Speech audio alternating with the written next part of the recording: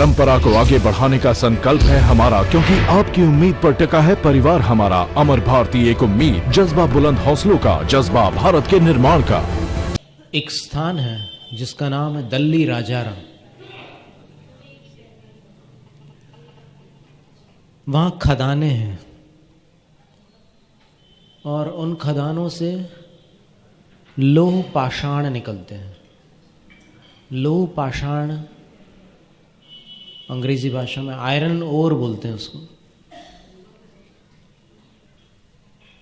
और उनको ट्रेन में जो मालगाड़ी होती है उसमें भरकर भिलाई स्टील प्लांट, वहाँ पास में एक भिलाई नगर भी है, वहाँ जो इस्पात संयंत्र है वहाँ ले जाया जाता है। ट्रेन से उन पत्थरों को उतार कर धोया जाता है, सुखाया जाता है, फिर उनको साफ किया जाता है। और साफ करने की एक सुव्यवस्थित पद्धति होती है, मेटलर्जी। और करने वाले धातु शास्त्री कहलाते हैं, मेटलर्जिस्ट्स। और उसके बाद उसको तपाते हैं, ब्लास्ट फर्नेस होता है उसमें तपाते हैं। बड़ी बड़ी भट्टियाँ होती है उसमें तपाते हैं।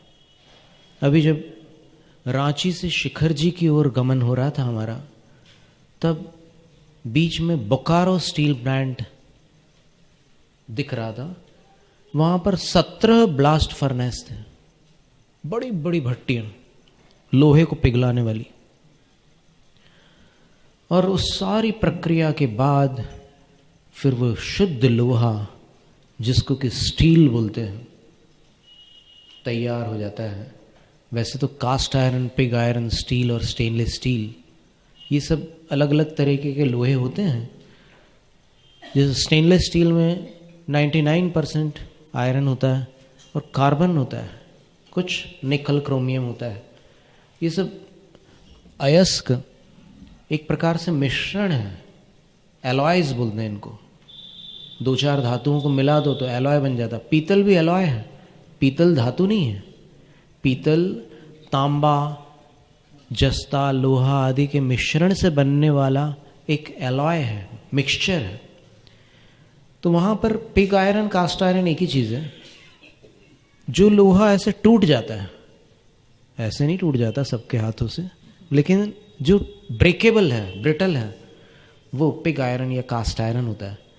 और स्टील जो होता है उसके वायर वगैरह बनते हैं, स्टील की रस्सियाँ भी बनती है, बहुत सारी चीज़ें बनती है। और स्टेनलेस स्टील जो होता है उसमें स्टेन मतलब जंग, और जिस पर जंग न लगे उस स्टील को स्टेनलेस स्टील बोलते हैं। उसमें कार्बन की मात्रा अधिक होती है तो फिर जंग नहीं लगता। तो ये सारी विशाल पद्धति, प्रक्रिया का नाम मेटलर्जी है। और एक पत्थर उसमें से शुद्ध धातु के रूप में प्रकट हो जाता है। ये एक उदाहरण था। इसी प्रकार ये संसार है एक खदान, बड़ी भारी खदान है। इस खदान में 4 गतियां हैं, 84 लाख योनियां हैं, 197.5 कुल कोटियां हैं।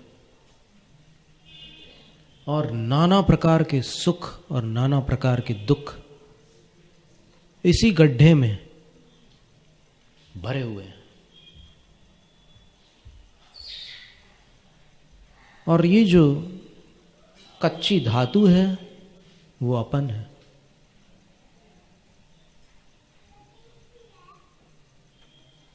जैसे लोहे की प्रक्रिया का वर्णन था, वैसे स्वर्ण की भी प्रक्रिया होती है।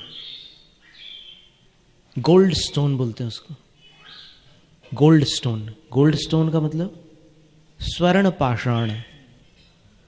अब आपने अगर न देखा हो स्वर्ण पाषाण तो हम आपको एक एड्रेस बताते हैं, वहां जाकर देख लेना। कभी गजपंथ की वंदना के लिए आप जाओ, नाम सुना? 7 बलभद्र वहां से मोक्ष गए, गजकुमार मुनिराज भी वहीं से मोक्ष गए हैं।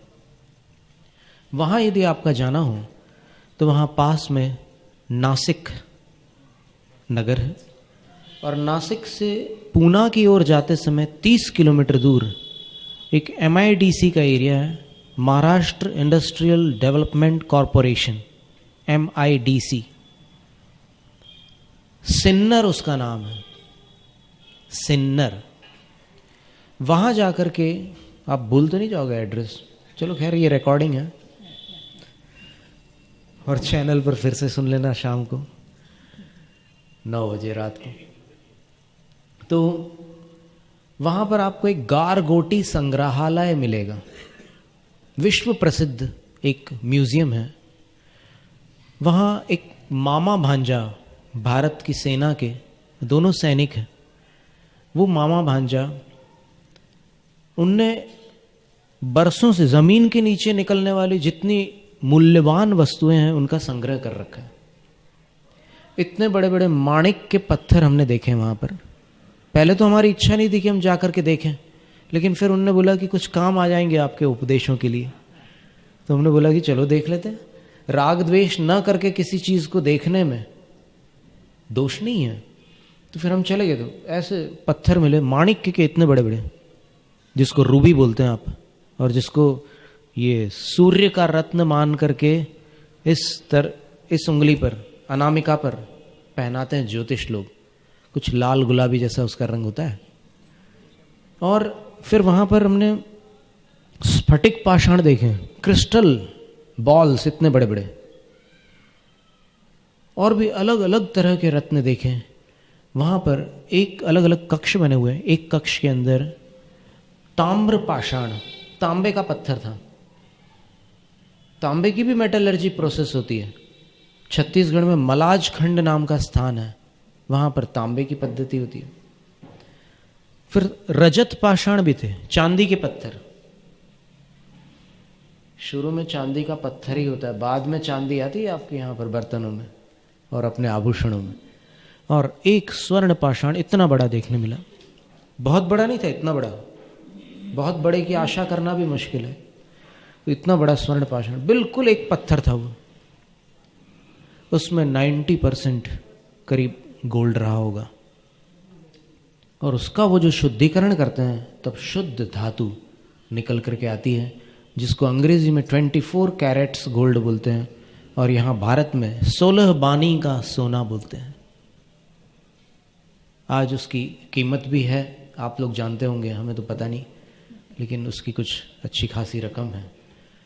इसलिए परिग्रह परिमाण में सोने और चांदी के परिमाण की बात लिखी है, क्योंकि सोने चांदी की जो रकम होती है वो बढ़ती घटती रहती है। और आज जो चल रही है उस हिसाब से आज का परिमाण होगा, जिस समय जितनी रकम होगी उस हिसाब से परिमाण चलेगा, संयम नियम के लिए।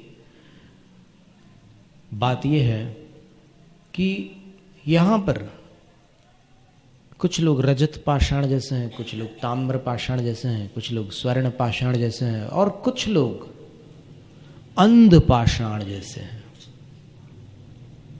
अंध पाषाण का दृष्टांत जैनाचार्यों ने बड़े गंभीर भाव से दिया है। मूलाचार ग्रंथ में और गुम्मटसार ग्रंथ में एक गाथा दी है।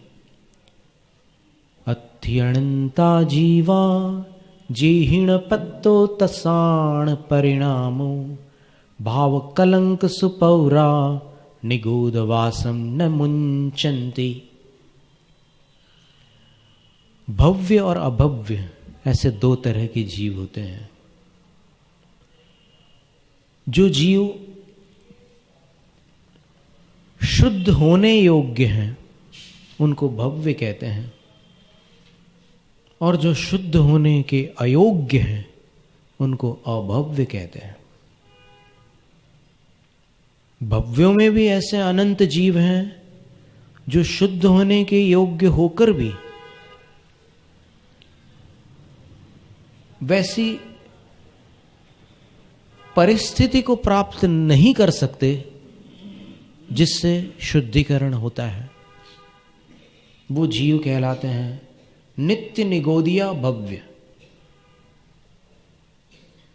उनको अभव्य समान भव्य भी कहा है आचार्य प्रभाचंद्र देव ने समाधि तंत्र के मंगलाचरण की टीका में, और प्रवचन सार की टीका में आचार्य जयसेन स्वामी ने भी भव्य के भेदों का वर्णन किया है और अभव्य जीवों का भी वर्णन किया है। वो ऐसे जीव हैं कि जो अनंत काल तक कभी वहां से बाहर नहीं निकलने वाले। देखो, अनादिकाल से जो नहीं निकले और 6 महीने 8 समय में 608 की संख्या में निकल आते हैं, वो तो भाग्यशाली हैं। लेकिन आचार्य कहते हैं अत्थि अनंता जीवा, ऐसे अनंत जीव हैं जीर्ण पत्तो तसाण परिणामों, जिन्होंने आज तक त्रस पर्याय को प्राप्त नहीं किया।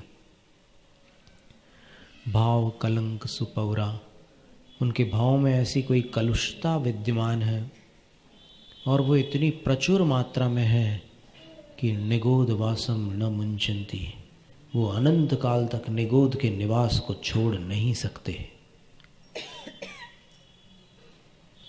विचार कीजिए, अपन ने भी कभी न कभी उस निगोद का निवास छोड़ा है। किसी काल में उन 608 जीवों में अपनी गिनती भी रही है जो निगोद से बाहर निकल आए, और वो ऐसे हैं जो कभी निकलने नहीं वाले भव्य होते हुए भी। कितनी विचित्र बात है। जब पहली बार हमने इन जीवों का वर्णन पढ़ा था तो हम घबरा गए थे। फिर हमने आचार्य महाराज से पूछा कि ऐसे जीव भी होते हैं, क्योंकि हम तो ऐसा समझते थे कि संसार की प्रत्येक आत्मा परमात्मा बन सकती है। शुरू में तो यही समझ में आया था, लेकिन बाद में सिद्धांत को पढ़ने पर समझ में आया कि नहीं, प्रत्येक आत्मा परमात्मा बन नहीं सकती। बन सकने की क्षमता तो प्रत्येक आत्मा में हो सकती है, भव्य आत्मा में, लेकिन बन नहीं सकती। इसका मतलब ये है कि कुछ बाह्य संयोग भी अपेक्षित है आत्मा से परमात्मा होने के लिए। उपादान शक्ति उसके अंदर भव्यत्व की है, लेकिन निमित्त नहीं है पंचेंद्रिय सैनी बनने का, तो फिर वो मोक्ष नहीं जा सकते। दोनों का बराबर महत्व है, उपादान और निमित्त। उपादान अपन खुद हैं जो जाने वाले हैं, और निमित्त कर्मभूमि, वज्रोषभ नाराज संगनन, देवशास्त्र गुरुओं की संगति, धर्मोपदेश और आत्मकल्याण के जितने साधन हैं वो सब निमित्त हैं। ये शरीर भी मोक्ष प्राप्ति में निमित्त है, आत्मा उपादान है। तो ये सब शास्त्रीय बातें हैं। तो उस बात को सुनकर घबराहट हो गई कि ऐसे जीव हैं जो निकले ही नहीं सकते और न निकले हैं आज तक, और अपन निकल आए। निकल आने वाले जीवों में भी कुछ विद्वानों ने ऐसा गणित जोड़ा था कि अभव्य जीव कितने हैं, तो बोले एक समय में अपने को जितने कर्म परमाणु बंधते हैं उनसे अनंतवे, उनके अनंतवे भाग प्रमाण है। यानी अभव्य जीव जितने होते हैं ना, उनको अनंत से गुणित कर दो उस राशि को, तो उतने परमाणु अपने को एक समय में बंधते हैं। और अपने को जितने परमाणु बंधते हैं कर्मों के, अभी जैसे एक एक समय में जितने कर्म परमाणु अपनी आत्मा के साथ बंध रहे हैं, अभी बंधन तो छूट नहीं सकता, अभी तो चालू ही है वो, उससे अनंत गुणे सिद्ध भगवान है, और सिद्धों से अनंत गुणे एक निगोद शरीर के जीव हैं। और ऐसे निगोद शरीर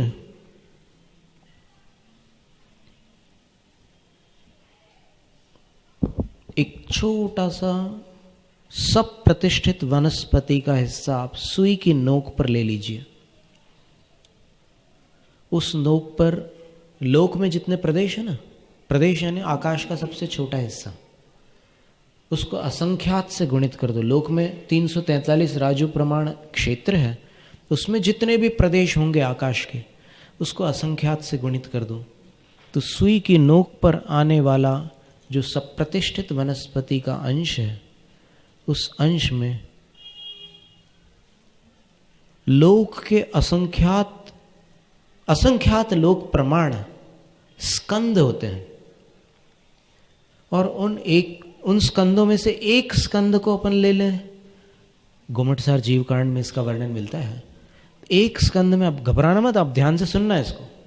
कभी कभी कुछ बातें अनजानी होती है, सुनते समय डर लगता है और दिमाग चकराता है, तो भी सुन लेना। तो उतनी सी सुई की नोक पर असंख्यात लोक प्रमाण स्कंद है एक सप्रतिष्ठित वनस्पति के, और एक स्कंद में असंख्यात लोक प्रमाण अंडर है। ये सब अलग अलग पारिभाषिक शब्द हैं।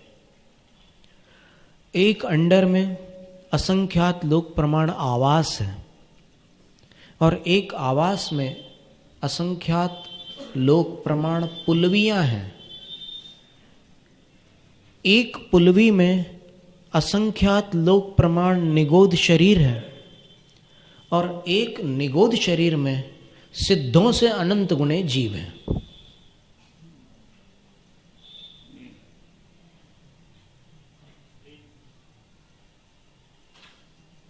तो फिर सिद्ध भगवान अधिक है या संसारी जीव अधिक है?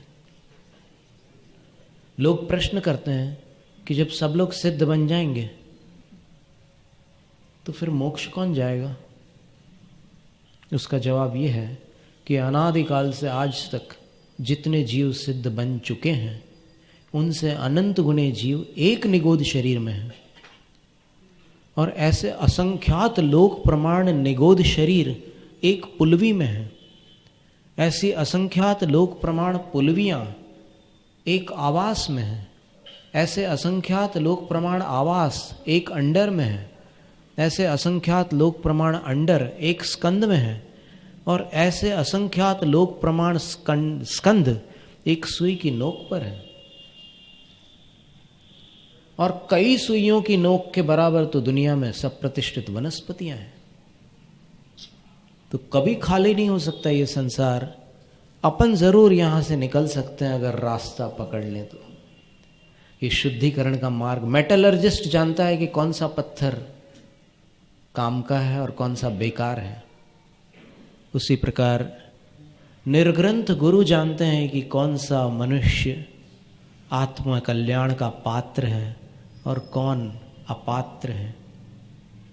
तो इस संसार की खदान से वो धातु शास्त्री गुरु के रूप में आकर कोई ऐसे पत्थर को उठा लेते हैं और उसकी शुद्धिकरण विधि प्रारंभ कर देते हैं। पहले तो धुलाई होती है जम के। रॉबर्ट ई स्वोबोडा ने लिखा है कि भारत के गुरु शिष्य को खूब रगड़ते हैं, बहुत सारी कठिनाइयों में रखते हैं। क्यों? क्योंकि सुविधा भोगी कभी अध्यात्म का पात्र नहीं होता।